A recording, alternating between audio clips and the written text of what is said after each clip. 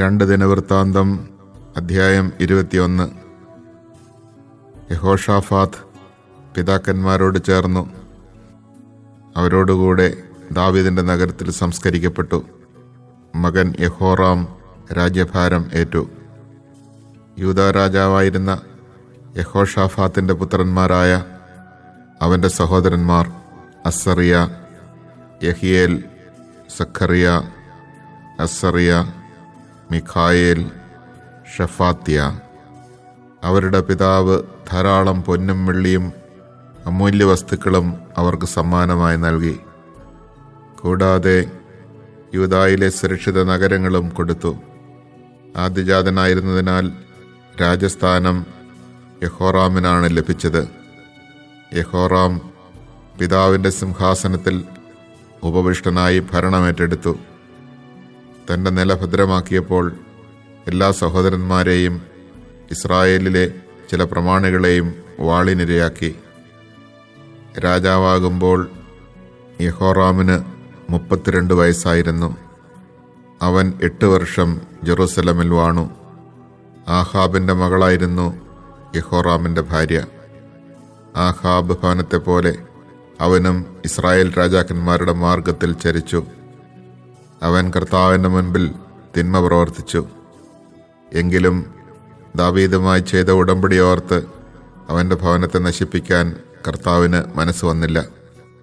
ദാവീദിൻ്റെ ഭവനത്തിൽ ദീപം അണഞ്ഞു പോവുകയില്ലെന്ന് അവിടുന്ന് വാഗ്ദാനം ചെയ്തിട്ടുണ്ടായിരുന്നല്ലോ. യഹോറാമിൻ്റെ കാലത്ത് ഏദോമ്യർ യൂദാ മേൽക്കോയ്മയ്ക്കെതിരെ മത്സരിച്ച് സ്വന്തമായി ഒരു രാജാവിനെ വാഴിച്ചു. യഹോറാമും സൈന്യാധിപന്മാരും രഥങ്ങളോടുകൂടെ അവർക്കെതിരെ ചെന്നു. തങ്ങളെ വളഞ്ഞ ഏദോമ്യരുടെ നിര അവർ രാത്രിയിൽ ഭേദിച്ചു. ഏദോമ്യർ ഇന്നും യൂദായുടെ ആധിപത്യത്തെ എതിർത്ത് കഴിയുന്നു. അക്കാലത്ത് ലിബ്നായും അവൻ്റെ ഭരണത്തെ എതിർത്തു. അവൻ തൻ്റെ പിതാക്കന്മാരുടെ ദൈവമായ കർത്താവിനെ ഉപേക്ഷിച്ചതുകൊണ്ടാണ് ഇങ്ങനെ സംഭവിച്ചത്. അവൻ യൂദാമലം പ്രദേശത്ത് പൂജാഗിരികൾ നിർമ്മിച്ചു. അങ്ങനെ ജെറുസലം നിവാസികളെ അവിശ്വസ്തതയിലേക്ക് നയിച്ചു, യൂദായെ വഴിതെറ്റിച്ചു. ഏലിയ പ്രവാചകന്റെ ഒരു കത്ത് അവന് ലഭിച്ചു. അതിൽ ഇങ്ങനെ എഴുതിയിരുന്നു: നിന്റെ പിതാവായ ദാവീദിന്റെ ദൈവമായ കർത്താവ് അരുളിച്ചെയ്യുന്നു, നീ നിന്റെ പിതാവായ യഹോഷാഫാത്തിൻ്റെയോ യൂദാ രാജാവായ ആസായുടെയോ മാതൃക പിഞ്ചെന്നില്ല. മറിച്ച് ഇസ്രായേൽ രാജാക്കന്മാരുടെ വഴിയിൽ നടന്നു. ആഹാബ് ഇസ്രായേലിനെ എന്നതുപോലെ നീ യൂദായെയും ജെറുസലം നിവാസികളെയും അവിശ്വസ്തതയിലേക്ക് നയിച്ചു. പിതൃഭവനത്തിൽ നിന്നേക്കാൾ ശ്രേഷ്ഠരായിരുന്ന നിന്റെ സഹോദരന്മാരെ നീ കൊന്നുകളഞ്ഞു. ഇതാ, കർത്താവ് നിന്റെ ജനത്തിൻ്റെയും നിന്റെ മക്കളുടെയും ഭാര്യമാരുടെയും വസ്തുവകകളുടെയും മേൽ മഹാമാരി വരുത്തും. നിനക്ക് കുടലിൽ ഒരു കഠിന രോഗമുണ്ടാകും. അത് അനുദിനം വർദ്ധിച്ച് കുടൽ പുറത്തു വരും. എത്യോപ്യരുടെ സമീപത്ത് വസിച്ചിരുന്ന ഫിലിസ്ത്യരിലും അറബികളിലും കർത്താവ് യഹോറാമിനെതിരെ ശത്രുത ഉളവാക്കി. അവർ യൂദായെ ആക്രമിച്ചു. രാജകൊട്ടാരത്തിൽ കണ്ടതെല്ലാം അവർ കൈവശമാക്കി. രാജാവിൻ്റെ ഭാര്യമാരെയും മക്കളെയും തടവുകാരാക്കി. ഇളയപുത്രനായ യഹോവാഹാസ് അല്ലാതെ ആരും അവശേഷിച്ചില്ല. ഇതിന് ശേഷം കർത്താവ് അവൻ്റെ കുടലിൽ ഒരു തീരാവ്യാധി വരുത്തി. 2 വർഷം കഴിഞ്ഞ് രോഗം മൂർച്ഛിച്ച് കുടൽ പുറത്തു വന്നു. കഠിനവേദനയിൽ അവൻ മരിച്ചു. അവൻ്റെ പിതാക്കന്മാർക്ക് വേണ്ടി നടത്തിയതുപോലെ ജനം തീക്കൂന കൂട്ടി അവനെ ബഹുമാനിച്ചില്ല. ഭരണമേൽക്കുമ്പോൾ അവന് 32 വയസ്സായിരുന്നു. 8 വർഷം ജെറുസലമിൽ വാണു. അവൻ്റെ വേർപാടിൽ ആരും ദുഃഖിച്ചില്ല. അവനെ ദാവീദിന്റെ നഗരത്തിലാണ് സംസ്കരിച്ചതെങ്കിലും രാജാക്കന്മാരുടെ കല്ലറയിലല്ല.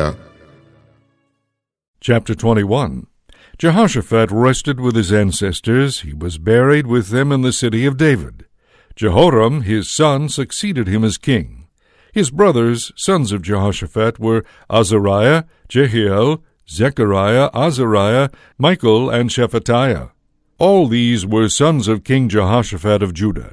Their father gave them numerous gifts of silver, gold, and precious objects, together with fortified cities in Judah, but the kingship he gave to Jehoram because he was the firstborn. When Jehoram had come into his father's kingdom and had consolidated his power, he put to the sword all his brothers, and also some of the princes of Israel. Jehoram was 32 years old when he became king, and he reigned 8 years in Jerusalem. He conducted himself like the kings of Israel of the line of Ahab, because one of Ahab's daughters was his wife.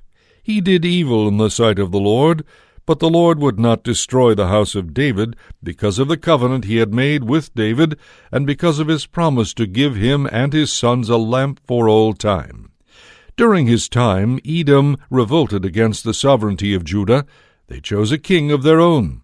Thereupon Jehoram crossed over with his officers and all the chariots he had. He arose by night and broke through the Edomites when they had surrounded him and the commanders of his chariots. However, Edom has continued in revolt against the sovereignty of Judah down to the present time. Libnah also revolted at that time against Jehoram's sovereignty because he had forsaken the Lord, the God of his fathers. He also set up high places in the mountains of Judah.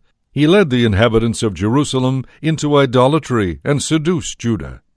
He received a letter from the prophet Elijah with this message: "Thus says the Lord, the God of your ancestor David, because you have not followed the path of your father Jehoshaphat, nor of Asa king of Judah, but instead have walked in the way of the kings of Israel, and have led Judah and the inhabitants of Jerusalem into idolatry, as did the house of Ahab, and also because you have murdered your brothers of your father's house who were better than you, the Lord will strike your people, your children, your wives, and all that is yours with a great plague, and you shall have severe pains from a disease in your bowels, while your bowels issue forth because of the disease day after day."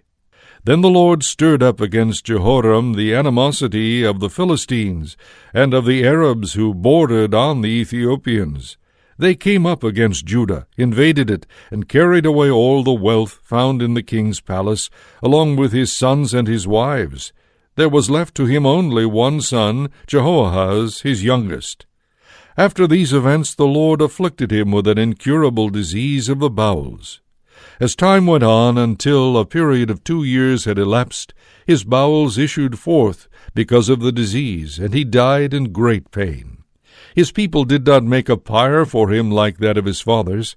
He was 32 years old when he became king, and he reigned 8 years in Jerusalem. He departed, unloved, and was buried in the city of David, but not in the tombs of the kings.